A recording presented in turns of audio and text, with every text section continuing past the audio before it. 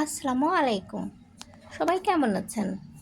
আজকে বানিয়ে দেখাচ্ছি আমড়ার আচার। এটা সাধারণত খিচুড়ি অথবা যে কোনো বিরিয়ানি তেহারির সাথে খুব ভালো যাবে। তো আমি গতদিন আস্ত রেখে আমড়ার আচার বানিয়ে দেখিয়েছি। আজকে একদম ভিন্নভাবে বানিয়ে দেখাবো আপনাদের মাঝে। তো প্রথমে আমি আমড়ার খোসাগুলো ছাড়িয়ে ভালো করে ধুয়ে এভাবে টুকরো করে কেটে নিয়েছি। এখন এর মাঝে দিব পরিমাণ মতো লবণ, খুব সামান্য হলুদের গুঁড়া আর মরিচের গুঁড়া। এইগুলো দিয়ে ভালো করে মাখিয়ে রাখবো।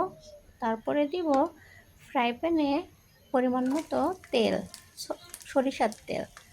তার মাঝে দিচ্ছি 10-12টা রসুনের কোয়া, 2টা শুকনো মরিচ।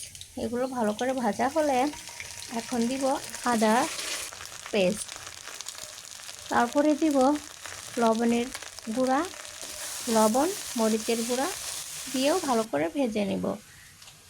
অন্যদিকে যে আমড়াগুলো মাখিয়ে রেখেছিলাম ওগুলো এর মাঝে দিয়ে ভালো করে নাড়াচাড়া করে নেব। যেহেতু আমি এটা টক ঝাল হালকা মিষ্টি রাখবো, সেজন্য খুবই সামান্য চিনি দিব যাতে সব কিছুর ব্যালেন্স ঠিক থাকে। এখন দিব আদা ভাঙা করে রাখা পাঁচফোড়ন আর শুকনো মরিচটা তেলে নেওয়া ছিল, ওটা গুঁড়ো করে এর মধ্যে দিব।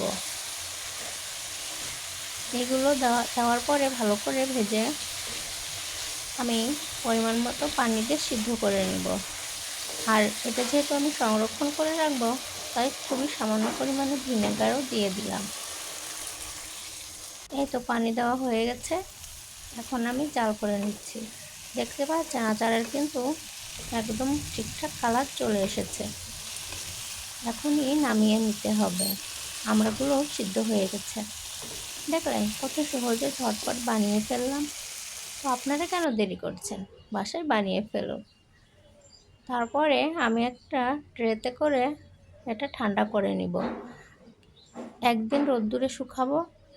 তারপরে আমি একটা কাচের জারে ফ্রিজে রেখে দিব, নর্মাল ফ্রিজে। ব্যাস হয়ে গেল। ধন্যবাদ।